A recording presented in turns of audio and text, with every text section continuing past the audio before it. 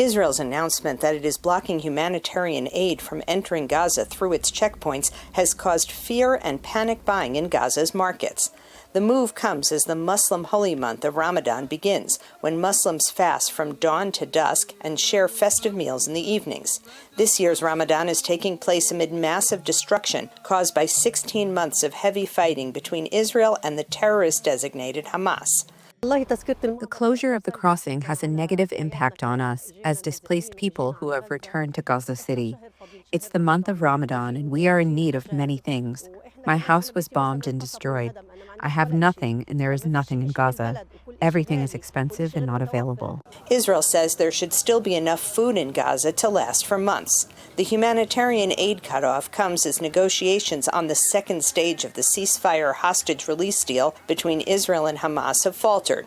Hamas seized 250 hostages in an October 7, 2023 terror attack on southern Israel, sparking a war that has left tens of thousands of Palestinians and more than 1,700 Israelis dead.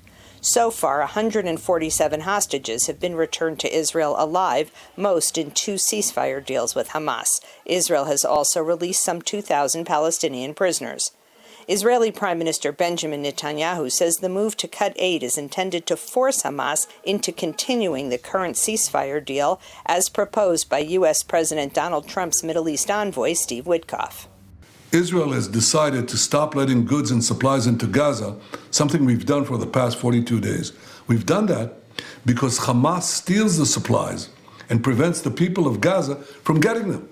It uses these supplies to finance its terror machine, which is aimed directly at Israel and our civilians. Many Israelis have voiced support for the Prime Minister's hardline policy, but many of the families of the remaining 63 hostages are afraid that the suspension of aid to Gaza may cause more suffering for the hostages and even jeopardize their release after more than 500 days in captivity. Holding the humanitarian aid trucks from entering Gaza is also affecting our hostages. We know for a fact that the hunger in Gaza affects them directly. And we know from the people that came back and gave testimonials, our hostages are getting harsher treatment.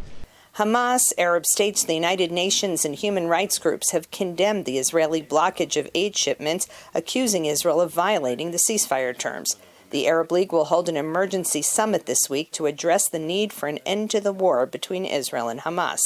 Linda Gradstein, VOA News, Jerusalem.